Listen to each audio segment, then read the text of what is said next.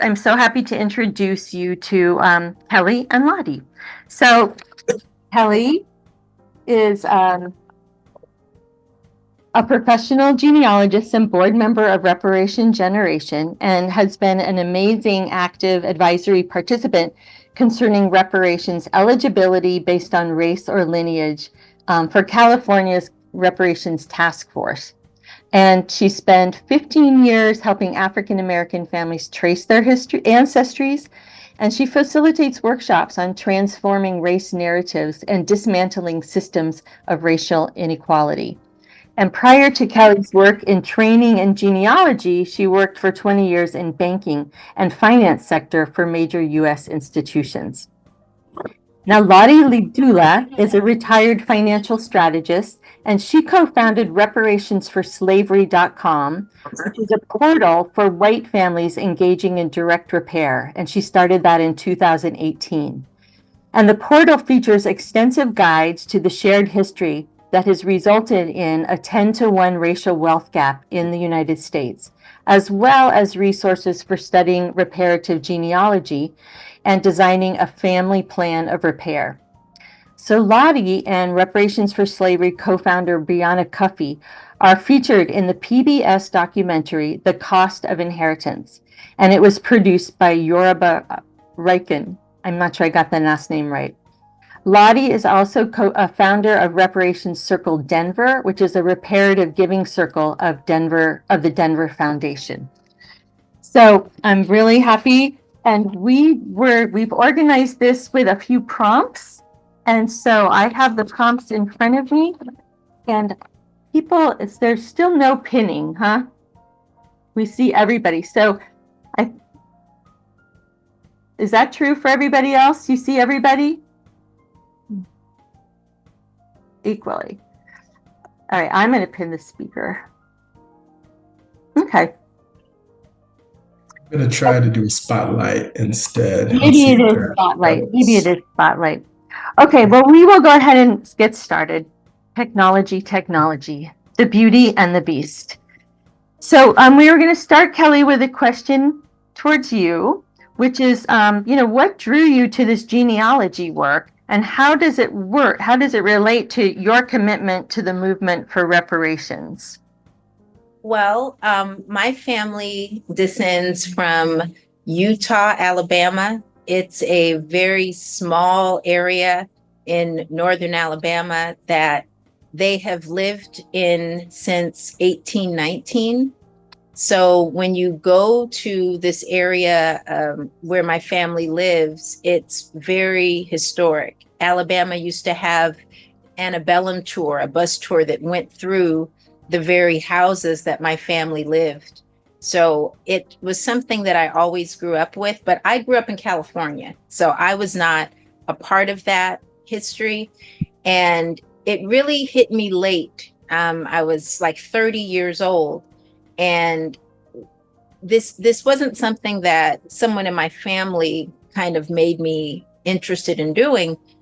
I was surfing around on the internet, and at this time it was like 2006, 2007. Ancestry, when they were rolling out their platform, the first advertisement they had was they let all of their census records be free. So if you just did a simple search of a grandmother, for example, you put them in, and instead of like their address coming up in Google or like Yellow Pages, an ancestry record came up with a census attached to it. And I had followed that. They had all of the census records open at that time from, I think it was 1840 going all the way down to 1790. And I kept going down the wormhole with my grandmother's household. I first found her in the 1920 census.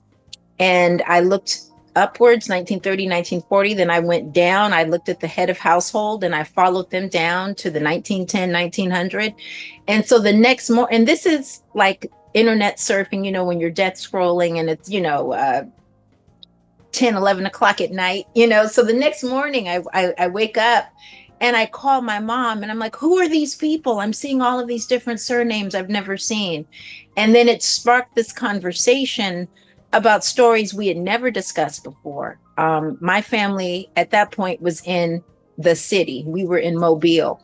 But all of these records were in this very, very rural, like population 5,000 people area of Alabama. And so I started exploring this area. I took a trip out there the next month. And I always knew that my cousins were from this area, but I had never really understood that we had been enslaved in this area and that those houses were the houses that my ancestors were born in. And they were still up. In fact, if you go, and Jesse Ole has been there, he's been to the neighborhood. My third great grandfather built a church in 1899 that we still have in the family. And there are all of these old houses that haven't been torn down where my great grandmother was born. So that's how I got into it. And I wanted, it filled me with so much pride, and I just understood that we had been here for a very long time. And I wanted other people to understand that too. So I started doing it for others. It was really just my friends, close associates. And then this bug hit me where they loved the fact that they knew where they were from, and they started telling their friends. And at one point I had two churches, I had two congregations that I did their genealogy work for because it had spread like wildfire. But while I'm doing this, I'm a financial advisor by trade. So this is everything that's happening at night. When I get off from work, this is what I'm doing. And so I did that for a number of years, for 15, 16 years. I stopped. I'm in like an epic leave. I left the financial industry and I started doing this full time. And the more I took on more cases, the more I became like this, like secret, like, hey, I know someone, like, hey, I know someone. And so that know someone went all the way up to the Department of Justice in California. And they were having this conversation that I would never expect for California to have, where they wanted to know how, if they were to make reparations lineage based, how possible would it be for someone to actually identify an enslaved ancestor or identify someone who was tied to that lineage? And they asked for expert opinions. And so I gave my opinion, and I gave 3 definitions of how you can trace your ancestry to discover if you were a descendant of chattel slavery. And it was if you had an ancestor coming out of the South in the 1940s, 1930s, if you had a Black ancestor that was in the United States at all in the 1900s, so they could have been in Philadelphia, they could have been in Massachusetts. But the purpose of that is that if you were in the United States at that time, even though there were Caribbean nationals that were coming over, the purpose of you being here, whether you started in the northern area or the southern area, was to be chattel enslaved. And whether your state stopped tripping early, like if they let you go in 1780s, 1790s, 1820s, not everybody was freed by the Emancipation Proclamation.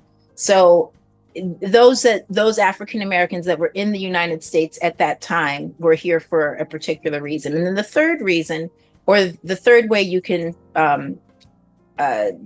check to see if you descend from chattel slavery, is if you could actually identify an enslaved ancestor, and that's an African American born in the United States, 1865 or before. And they took that definition, those 3 prongs, and that has now become the basis of reparations in California. So that is the way that someone would test whether or not they were eligible for the benefit. And so currently I'm at progen at ancestry.com. If you go to progen, look me up, you'll see me, and I'm busier than a one-armed bandit. Karen, to tell you, before this started, I was working on something she had given me to do. So, but there's a lot of work to be done. And I'm just so happy that all of you are interested in the topic. Yeah. And, I'll interject that the definitions that Kellie gave, because I think I saw some people maybe taking notes, we'll include in our follow-up note to you all. When we mention resources during this engagement, we note them down and we'll get them to you in a follow-up. I feel like that's such a beautiful segue to Lotte and sort of asking the question, you know, why is it essential that white people also engage in reparative genealogy? And how did you discover your ancestral connection and get going? I'm the sort of person that I'm hoping to reach. I'll just start to say that way. I'm somebody that 10 years ago, if you had told me that my family had a connection to slavery, I would have said, no, we don't. I would have opposed reparations. I would have been a problem in this conversation because I've always held kind of conservative fiscal. Anybody who works in finance has conservative views. We'll just say that. Maybe socially liberal views. I'm from California, after all. But after my mother had died, I was going through. My family is notorious. If you can save it, my family will. So I was going through all of my family's ephemera. And I happened to go through the oldest box, and I was really mad at these boxes because since being a little child, can you move the boxes, dear? Could you move them again? We were always moving the boxes, and I just thought whatever the stuff is, it should go in the garbage heap. Well, but we didn't do that. So I eventually started opening the oldest box. It looked very old. And in there I found a ledger. Now, the way I describe this is that there are no other finance people in my family. And when I opened this thing, I thought, wow, this is the ancestor I can connect with. Look at these perfect figures, perfect handwriting, all of that. And I'm paging through, and then I have this realization, oh my God, these are records. These are plantation records. This is an inventory. And when I got to pages 27 through 30, there were names, ages, and values on the page. And that's when I discovered really that the oral history I'd heard from my family was in many ways just a lie, or we'll say a half-truth. And I would say this is true of most white people I meet, especially people who start off the way I did, conservative in their views, somebody who would automatically write off the idea of reparations. As soon as I saw this, I realized that I had some serious research to do because I had not been told the truth. And if what I'd been told about my family history was not true, what if my entire understanding of U.S. history itself was not true? And so that's the rabbit hole I went down when I first made this discovery. And a rabbit hole it is. As Kellie has pointed out, it's an addiction. I will warn everyone. No one will see you again. You'll be up overnight obsessively researching these things because it is absolutely fascinating. But you need everyone who engages in this, you have to begin to let go of some of the family stories we've heard. I'm talking to white people here. You need to learn about the racial wealth gap. There are many elements of history that we need to learn about and to really establish what is our family connection to this history. So I thought, well, and I'm an amateur. Unlike Kellie, I and my partner Brianna, we are both amateur genealogists. We're obsessive. We have that in common. But we've basically left a popcorn trail. So my thought was, anybody else who's following after me who needs to make these same discoveries, there's no map for this work, at least at the time in 2018 when I began. And so we've created some resources to help other families. I had started out diagramming what white people need to do. And my partner Brianna, who's African American, she said, great, I will add the resources Black families need so that we have a resource guide that will help everyone trying to put these puzzle pieces together. So I would just say for white people, you can't truly engage in repair if you don't know who you are. Each of us has a connection to this history. We need to know what it is. It is the only way to build humility. Otherwise, we've been trained in a certain arrogance in that we have all of these resources at our disposal. And to start to bring down crack that arrogance and build humility in order to engage in true reparations and repair. Part of it is learning who we are and how we can really join hands across the racial divide in rewriting this history going forward. So you have to it's the principle of Sankofa. Go back and get it. Understand your past so you can rewrite that going into the future. Maybe following that up a little, Lotte, like when you came forward and now there's a film, The Cost of Inheritance, that people haven't seen it, I highly recommend it. But when you first started speaking about this, what kind of reactions did you get? What kind of questions did you get? And how has how you've responded changed over the years? Well, given I'm a finance person and I'm real, I'm known for my pristine logic chain. We'll say that, which is not a skill that you'd expect to be using in this work. However, what it means is that I'm very good at forming a good argument that people have trouble taking apart. And so Brie also, we're both strategists. Kellie too. And so we began to put together our stories, the stories that we had learned about our families and about the racial wealth gap.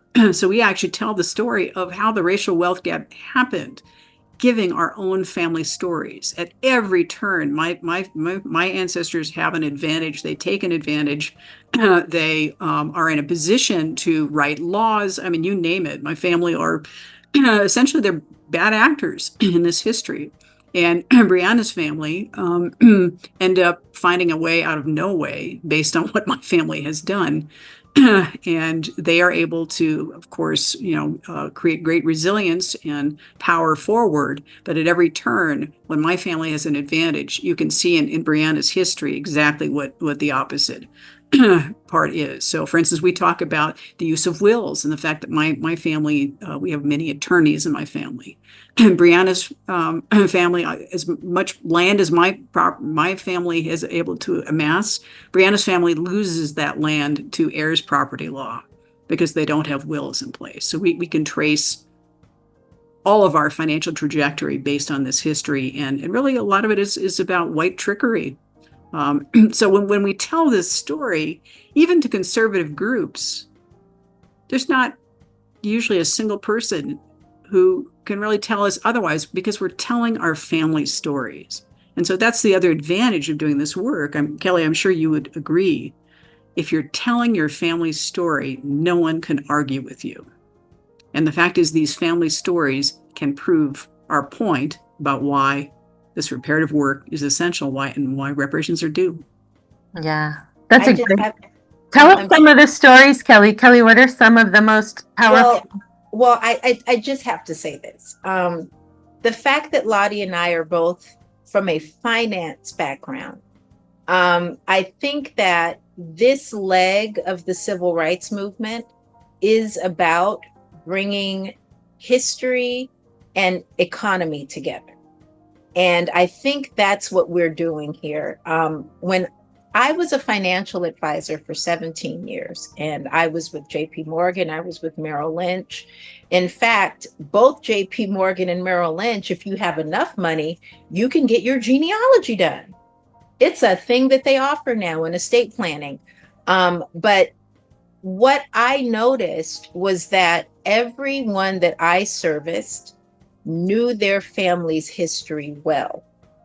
They knew exactly where their wealth derived. Just like Lotte said, she comes from a long line of lawyers in her family. I was never talking to someone that had amassed any amount of serious wealth that did not know the generational component to that wealth. And I think when you put genealogy and economy together, you get reparations. Genealogy plus economy equals reparations. And if you are in finance and you do this work, it's very difficult to separate the two. And I just had to say, Lotte, that's why I think that's why we're so in tune, because we both have this understanding. And of course, you probably were more on the institutional side of finance and I was more on the retail, but still it's numbers and history together. Absolutely.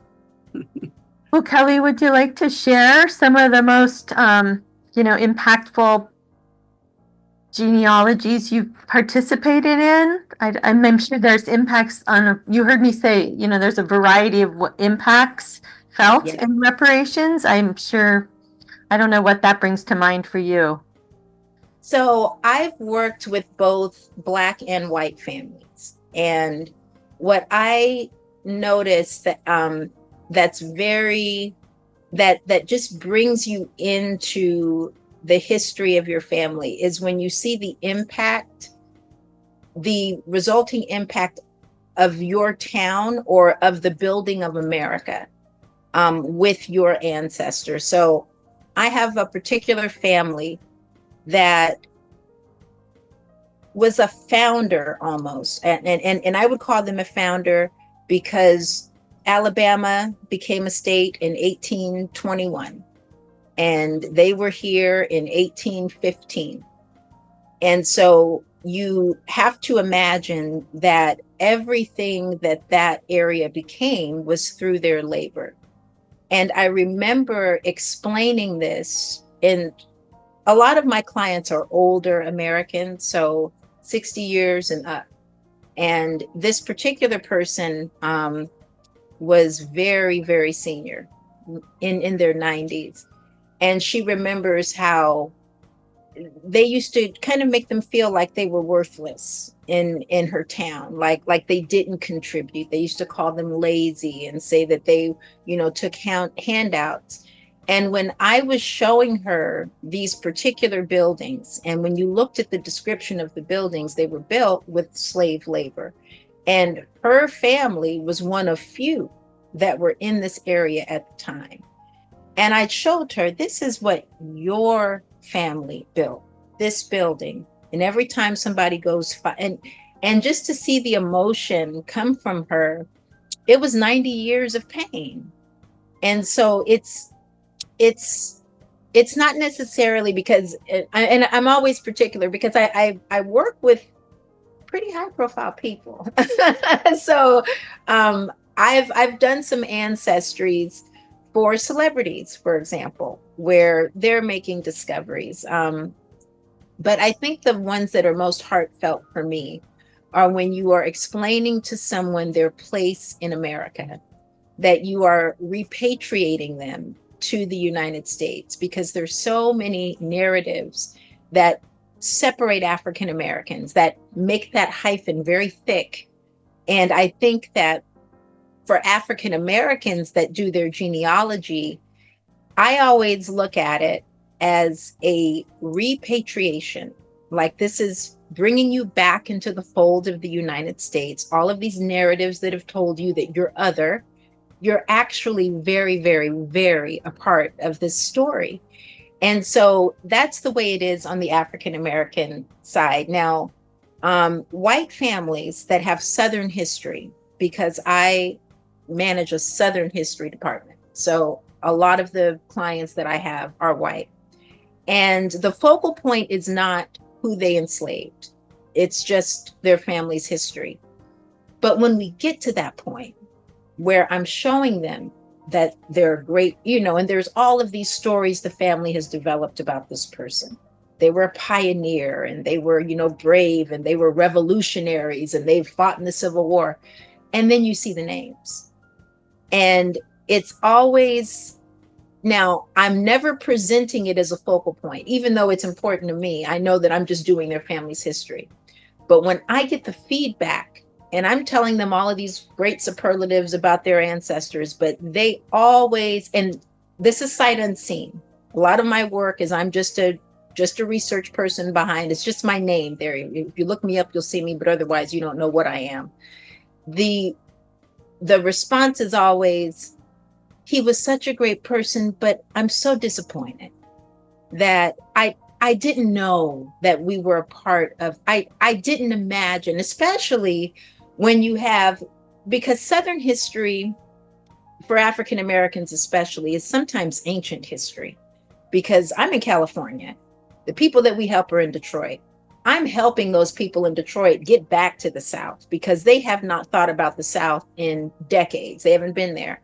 And so some of these families are Midwestern, or they're in New York, it's a client from New York that finds out they have an ancestor in South Carolina, North Carolina. They're not thinking about themselves that way. Just like Lotte said, I'm in California.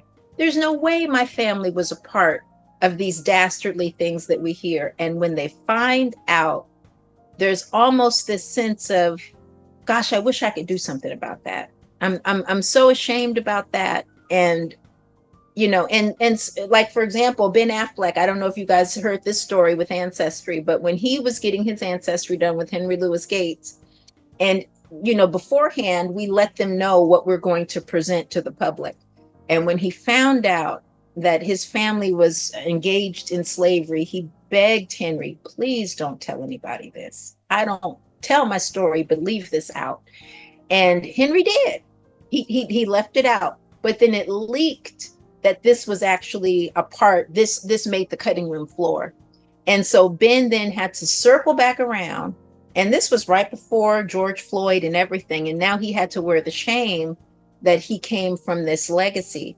So I say all of this to say that I don't want anyone to feel ashamed of their ancestry, neither on the Black side, because a lot of times you have Black people hoping that they were a free person of color, hoping that there's Native American or something else in their family. Like, just, I don't want us to be victims, And then on the other side, you have white Americans that don't want to be victimizers. But I think in talking about that today, it's therapeutic. And like, this is a part of therapy. And that's what it ends up being, is that people feel better once they make the discovery and they talk about it.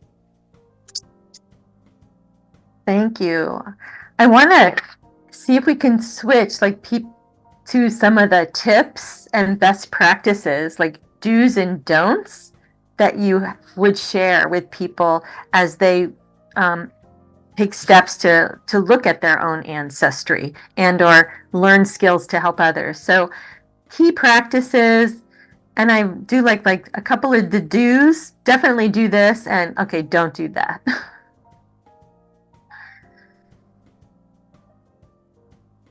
Maybe start with you, Kellie, yeah? Okay. Well, so for the first thing, high level, is that the census is your friend. That means take the census when the census taker comes around, right? We're going to have another one in 2030, because that's how we are able to see you, and your descendants are able to look back. But right now, the census comes out every 72 years. So the latest one that we have is the 1950 census. And in 2032, you will see the 1960 census. But what you want to do is find your family in the census records first. That's the first place you're going to look. The second tip that I would give is, do not be discouraged if the first people that you're looking for, you're unable to find. You have 4 sets of grandparents, or not 4 sets, you've got 2 sets, but 4 grandparents in total. You've got 8 great grandparents, you've got 16. So there are a lot of different ways that you can go about getting your ancestry done. Thirdly, try to choose a cost-effective way to do this work, because like Lotte said, you're going to become a bit obsessed. And so cost effectiveness is important. If every time a sale comes out, heritage, ancestry, definitely take advantage of those. FamilySearch.org is a completely free website. The Mormon Church runs that whole operation, and any of their brick and mortar churches are actually research centers. All of their computers back into that research. Another tip would be to, if you're doing Southern history, because at some point you're going to have to look at court records. That's where all of early America's records are, is in the court system. So before the federal government started keeping its records, individual states, counties, these little pockets where there was a courthouse, there were records. Sometimes you have to physically go into a courthouse to get a record. You should know the protocols of doing that. You should know how to set up those appointments, the hours of operation. They're going to give you things to put on your hands because you're looking at paper that's been, you know, around for 250 years, 300 years or so. So you want to know that it's not all going to be on your computer. Not every record is right in front of you. You're going to have to walk into an establishment. Sometimes it's a library, sometimes it's a courthouse. And then the last tip I would give is to collaborate. One of the great things about genealogy is that it creates a family tree. And the thing about people is that we're connected to other people. And so when you make your research public, when you have a public family tree, then other people can find more information. If I know a whole lot about my family and you and I are like fourth cousins, then everything that I've researched is now your research. And so being able to glean off each other is important too. So if you do decide to do this, please don't privatize your tree. And don't make it difficult for people to get information from you. And if they do seek your resources, be willing to share.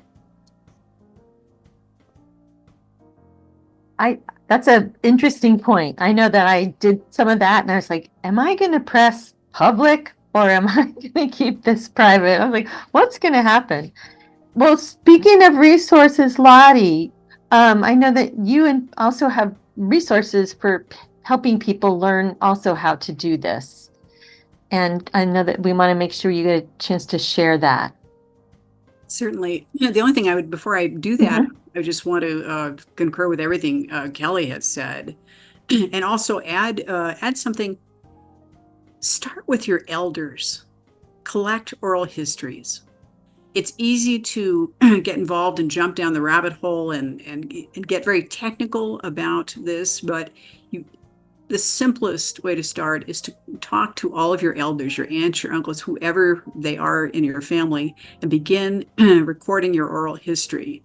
Because once that generation passes away, like in my family, there's no one left. I'm now senior officer present, as we call it. So I can't get those stories anymore. Collect the stories now, and then you can begin your research, and you'll be amazed at how many different mysteries can be solved just taking that step. That, and then also share. I recently was contacted. I've been looking for photographs of a number of people, and I found from a 10th cousin, 4th removed. I'm joking, but one of my cousins on Ancestry happened to have found a box of photographs that their great uncle had. Well, in there were some amazing photographs of one of my ancestors.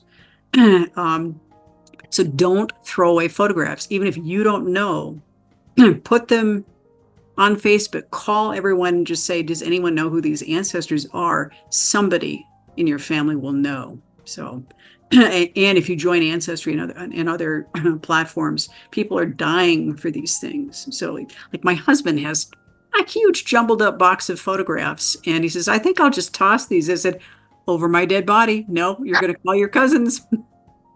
So a little discord in our house about that, but it's extra work, but it's really, really, once they're gone, there's no getting these things back. So I'm going to briefly share my screen. I know we don't have much time left, but I'm going to just show you. I think you're fine. And, people, if you have thoughts or questions you want to drop in the chat, it would be great to do it. And we're also a small enough group that after Kellie and Lotte have a little more time, we'll just open up. Okay, I'll very quickly show what's so reparationsforslavery.com. It's a portal. It's basically set up really for white families who are looking to walk the path of racial healing through engaging in direct repair, otherwise known as personal partial reparations. So, however, we've noticed as soon as we put the site together that it's not just white people who need to relearn this erased history. It's all of us. So Brianna and I together have put together many different curricula to help with that. So I'm just going to share our reparative genealogy one here. So this this is our guide. We have a sort of a definition here about why you would engage in this work, which we find just really, really critical to the healing of this country. We need to know who we are in this history. You could start by watching this amazing poem by Norma Johnson. If you've seen The Cost of Inheritance, Norma is one of my partners here in Boulder, Colorado, and she has written a poem that hits to the bone. So I'll just say that. And our site, there are endless resources on our site, but the way it's structured is each, like for instance, collecting family oral histories. So there's a summary of why you would want to do this. There is a whole area that Brianna has put together for African Americans. The rest I've written really for white families. So there's something for everybody in here. And then we've really put together we've tried to put together some of the best materials on the internet or anywhere about how to do this right from a variety of perspectives. So each area that you would want to be in, if you read all these things, you will become an expert in collecting your family oral history. So we put this in order. Of course, not everybody's working in order. You may be jumping around. But everything from finding family ephemera and figuring out what to do with that, choosing tree building platforms and software, all of these things through building your tree, and also what to do when you find slaveholders in your tree, how to deal with that particular history, how to find slavery era documents, how to label those and upload those. How to engage in helping to trace the families of enslaved people. We advocate that people repatriate records. As Kellie was mentioning, this is probably the most important thing white families can do. If you have the records, if you find them, don't pitch them, digitize them, and then there are many different places where you can actually put those records so that our cousins can find their ancestors. These are people's families, and your records of enslavement may be the only way people can find their ancestors. So what I like to say, and this is a painful thing to say, but this could be your family's final act of emancipation of these previously enslaved individuals, to return these records so that people can find their families. These are trapped souls. You could think of it that way. So just consider this is a responsibility. If you have these records, is to get them out there. So, and finally, what happens if you decide that you are going to find linked descendants? So there's a lot of information. Brianna and I belong to a group called Coming to the Table, and part of what they do is bring together Black and white people, descendants of slavery, for fellowship and to really get to the bottom of this history and to work toward repair. So this is one of the tools we have. I'll just briefly show one other.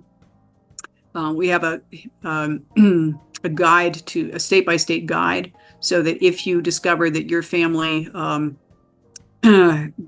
your history of enslavement is in Alabama, you can actually look and just kind of see what that history looks like. There are genealogical resources that you can use. You can find out, you can read narratives of people. So you can look at Black history for the state, etc. So these are the kinds of resources that you can use. So meanwhile, the rest of the site is all about the racial wealth gap. So you can spend some time on the site. It's a real rabbit hole. So I'll stop there. You can find it yourself, and I'll put that in the chat as well. Thank you. Oh, thank you. Just want to maybe open it up. I don't know, Jesse, were there any questions so far, or would people like to just ask their own question? Jesse, what do you think? Yeah, so we really haven't had too many. Awele just has a comment about, do you two include sharecropping in your use of the term enslaved as in slavery by another name? But after that, I think we're open to kind of pinball around with questions. Yeah, thoughts, questions, reactions. So, Lotte, Kellie, Awele's question. Yes, sharecropping. There were the farming industry in the antebellum South was interesting. And there were so many different levels, right? So the first level was a farm hand. If you ever see farm hand or farm laborer, that's just it's a direct continuation of slavery. They're not participating in any of the profits that the crops bring in. They're just doing the labor of the farm. And then from there, what they considered a graduation was sharecropping. That's the next level up. And sharecropping is basically where they are living on the land, but every crop they grow, they are going to share that crop with the landowner. And he is going to give them all of their supplies. That's where they're going to purchase them from. And usually they always end up coming up short. They never grew enough crops to pay for what it costs to be on that land and to rent his tools. The third level was tenant farming. Tenant farming was not dependent on you growing the crop and giving a portion. It was just you paid rent. But sometimes the rent that you paid was so high that the crops that you did grow did not cover the amount of money you paid to grow the crop. So all of these were just circular ways to make it very, very difficult to get out of this system and get your own actual money. Then there was the next rung, and that was farmer. If you were a farmer, and sometimes you'll see, this is one thing I point out to African Americans when we talk about progress between the census records, because sometimes it doesn't look like there's a lot of progress, especially when you're living in the same area. But if you see that your ancestor or the family has gone from being called farm laborers to being called sharecroppers, to being called tenant farmers, to being called farmers, this is actually progress because it's stages of ownership. Even though they didn't let you keep the resulting profit that you earned, you still had money in your pocket, which is what slavery did not allow us to do. So yes, sharecropping, absolutely. If you were in the sharecropping system, and sharecropping and convict leasing, all of that is the same. It's in the same bucket. It's basically work for little to no pay.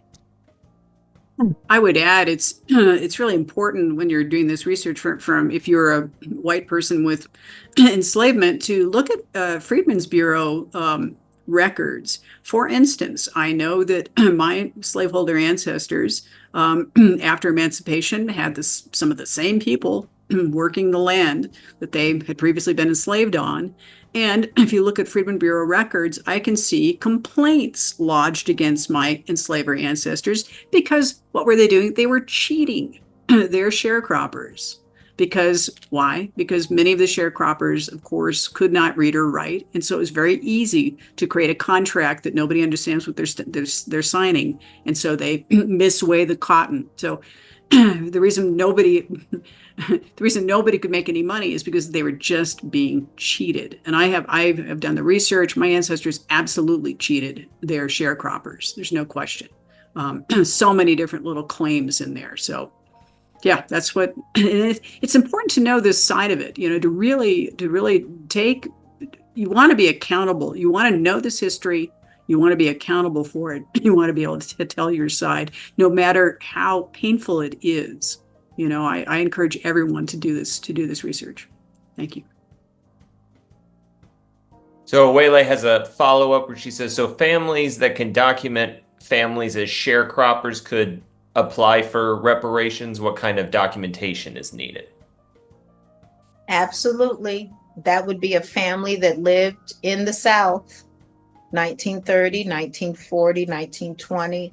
In California, that's the definition of descending from chattel slavery, is if you have a family that's coming out of the sharecropping South.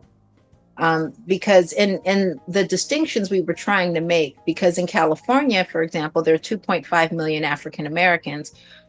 2 million of us are lineage-based American Africans, you have others that have come over since, 1965, since the Civil Rights Act opened up the borders to brown countries. So one of the things that we were looking at was, how could you absolutely determine if your family descends from this? Well, if you were coming to the United States and you were Black, the last place you were going to go was the South, right? Like if you were coming here, you knew that history, and you knew that you would have far fewer privileges in the South than you would anywhere else. So if you were documenting whether or not you were eligible for reparative justice, you would look at a census record. You don't have to know what plantation they worked. You just look at a census record and look at the occupation of your ancestor. It'll say right there, they were a sharecropper, they were a farm laborer, they were a tenant farmer. And that will, in California at least, that would be a record that will qualify you for that benefit.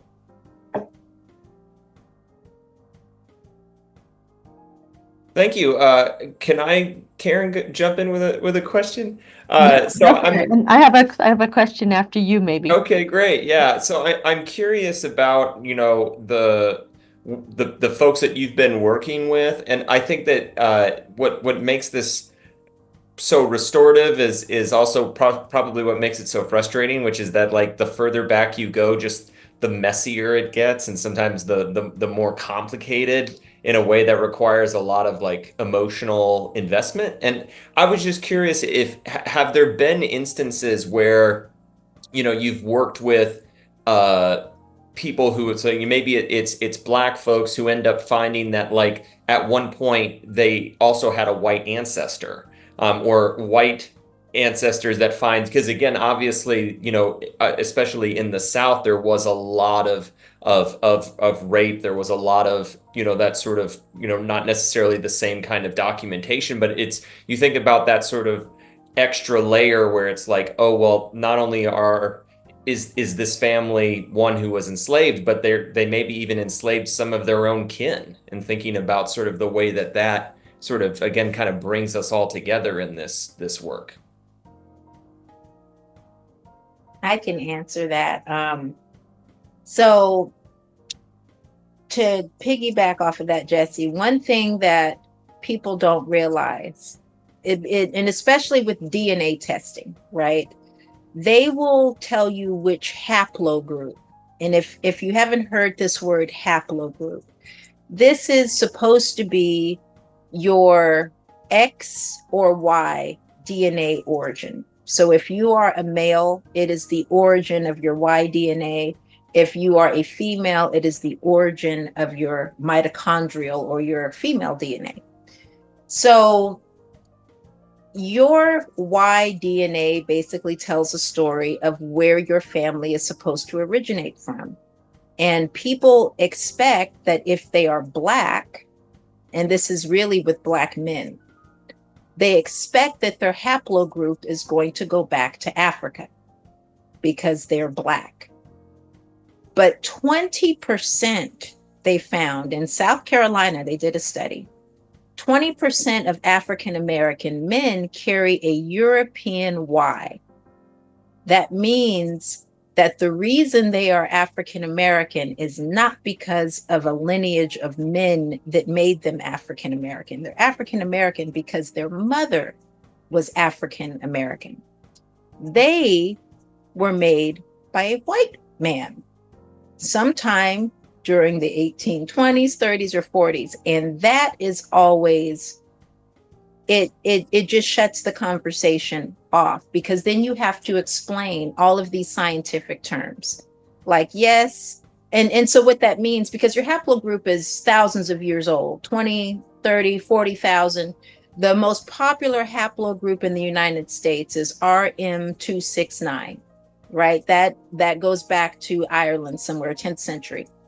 And most of the men in America have this haplogroup, including Black men. And so you have to have the conversation about your European ancestry. African Americans in this country, like, for example, me, I'm 17% white. I happen to know that my fourth great grandfather is white. David English, he was an overseer on the Kellie plant. It's funny that my name is Kellie, but William Kellie's plantation. And he enslaved my fourth great grandmother, and is the reason my third great grandfather moved to Alabama. That's his church that was built. He was quote unquote mulatto, but they are very much in our family history. And when you take a DNA test and you're African American, you're going to get 20,000 people that are going to show up. Like, it's a large amount of people. The majority of them are white. The majority of them are white because the majority of the people in this country are white. So you share this, and it's always a shock, and people want to reject that side of them. They always want to say, oh, well, I don't want to talk about that. I don't want to even look at that. He was bad. Well, he's in you. And when you spit in a tube, I see him. And if you were to put your finger on a cup, I can see him. Right. So it's a complicated conversation, especially with Black folks. With white folks, it's always intriguing. And it's always 1%, 2%. I'm always dealing with someone that has ancestry coming out of the South or colonial America, right, when it was more integrated. But they may have 1 or 2 or 3%. It's usually never greater than 5 of Black ancestry. And they always want to know how it came about. And so, but yeah, Jesse, that happens a lot. And there's a lot of people that get upset about it, and they always associate it with rape. Not all the time.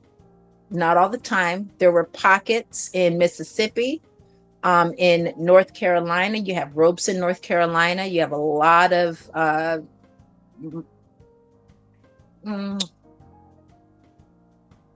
hate to call it race mixing, but you had a freer society where people did not look at color. And so you had a very mixed area, and you have these mixed pockets. Like I'm looking at this area now in Mississippi, in Harrison, that had a very mixed population. So yes, Jesse, it happens all the time. Thanks, Kellie. Very, very interesting. Very interesting. You go, Karen. You said you had a follow-up or a different question. Take us. Well, I want to see if anybody else has thoughts that you just want to say what you're thinking about. It doesn't have to be a question. It's always so nice. And if you don't, I was going to just ask Kellie and Lotte, like, what would you wish to see happening in the reparations movement relative to restorative genealogy? If you've thought about that, like, what if you could have it the way you wanted it, what would be next in the movement related to this? Kellie, you go first. I've got a comment after you go. Okay, so I think there's a model that exists right now that functions kind of the way I would like to see it, and that is the group that Lotte talked about coming to the table. It's a conversation, and it's a conversation of understanding. And I really love the fact that you have white people, because to be honest, it has to be that group, right? Like I love the fact that we are engaged in reparative justice as African Americans, and that we are presenting the ask. But it is not up to us whether we get it. That has to be a decision amongst those that were responsible for the infraction. And so when they decide to come to the table, that to me is the most important, and opening that portal for white Americans to feel comfortable talking about this topic, to where they're not attacked, to where there's a level of understanding, and that African Americans are comfortable expressing what they've lost in this interchange, and I think that happens really well at coming to the table. Maybe somebody should put a link up or something. Yeah, we'll include the link in our follow-up resources for sure. Right. And so that's what I'm hoping going forward is that, and then Reparation Generation. This is the first organization I've been in that's had house meetings like this. And I think this is amazing. And bringing people in these forums to me all across the country, it would be great. And I've told this to David before, it would be great if we had chapters across the country where we could have all of these house meetings happening simultaneously. But that's what I would love to see. Thanks. I would add, we gave Reparations for Slavery through working in tandem with Coming to the Table. We did a 2-year reparations course that focused on everybody doing their reparative genealogy, figure out, okay, who am I?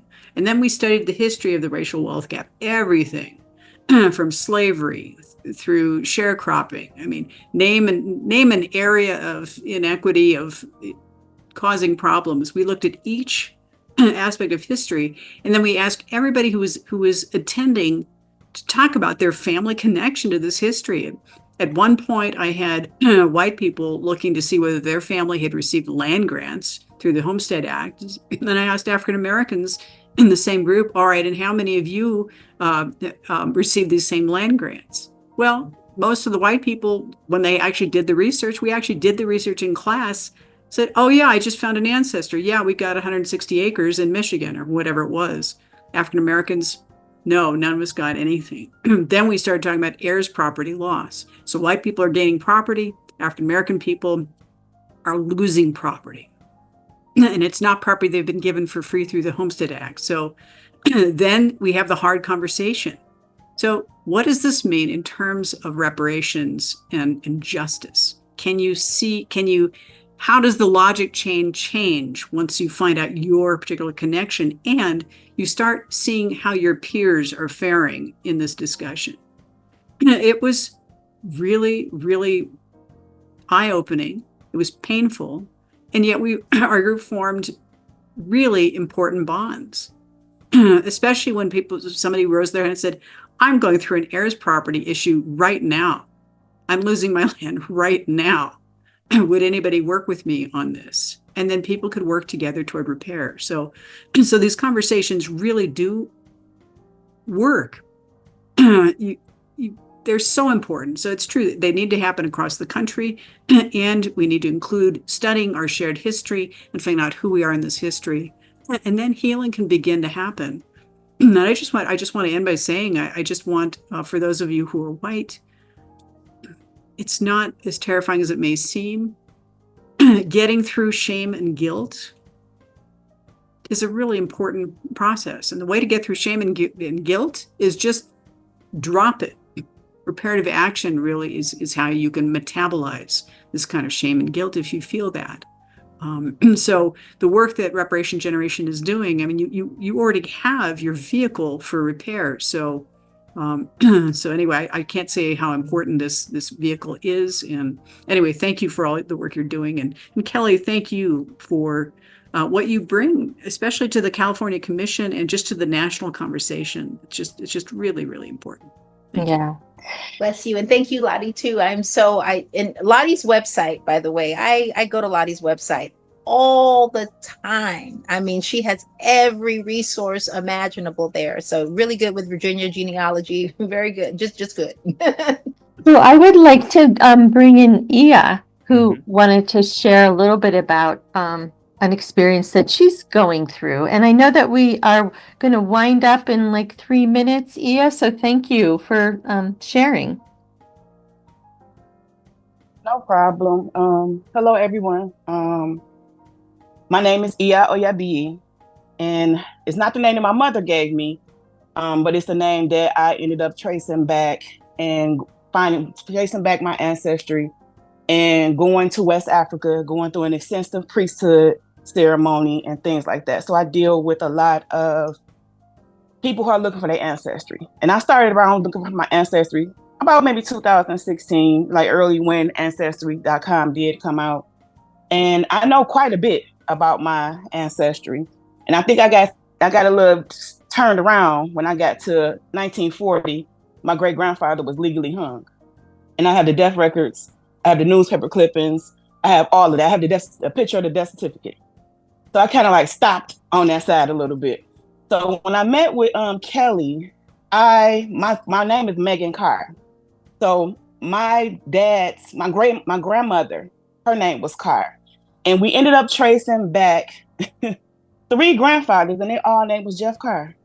And I thought it was so interesting. They were all named Jeff Carr. They were all farm laborers. And she even found I worked in the factory in Detroit for 23 years. I started when I was 18 years old. That was like something we just did as Black people here in Detroit. It was the easiest to get. You didn't have to have a degree to get it. You got paid really good. I'm like 3rd generation, right? Kellie even found where one of my grandfathers worked for a plant. And there was an article in a newspaper where he won a watch because he had been an employee there for 25 years. So I just thought that was interesting. And she just broadened up a little bit more where I can open up more of my ancestry research because I've been doing it for so long. And I even went back past, like my mom's side is from Mississippi, Copiah County. My dad's side is from Wichita, Louisiana. I had no idea that it went far back as North Carolina. Now I knew Nigeria, I knew West Africa, I knew Cameroon. I didn't travel there, but I did not know North Carolina. So I just thought that was interesting, and I appreciate that. Well, I know we all appreciate you sharing. That's a fantastic way, I think, to close this out, or close this out, and everybody gets to think about what their next steps might be. Yeah. Well, thank you everybody for coming. I guess usually at the end of a house meeting, and I'll just try it and see how it goes, is we go around and say one word that we feel at this moment. So maybe everyone can come off mute and not on top of each other. And I'll just say, I feel a little weepy. Weepy is my word. And I'm going to bounce to Christian. Let's popcorn. Blessed. And I will pop it to Amir. Inspired. Jesse. Connected. Linda. God, it's not a feeling, but it's like a whole new world out there to learn. How about Candida? Yeah, thank you. Relieved. Other Karen? Inspired. Tanyelle? Fueled. Nimbalasha? My Karen took my word, inspired. I would say then excited, I guess. You can have them both. Okay, thank you. Ari? Motivated. Is it Kiana? Yes. Someone took my word too, but I'll just repeat it. It's relieved. And Marilyn? Well, 2 of my words were taken. No fear. But I'm going to say motivated. Mm-hmm. Iya? I'm going to say I'm very grateful. Mm-hmm. David? Inspired. Lotte? Honored, humbled. Kellie? Excited. I know that people use that word. And somebody asked about the study with the haplogroups. Wait, I forgot. I wanted to get to Owele. I went off around you, Owele. Okay, called. Nice. Called.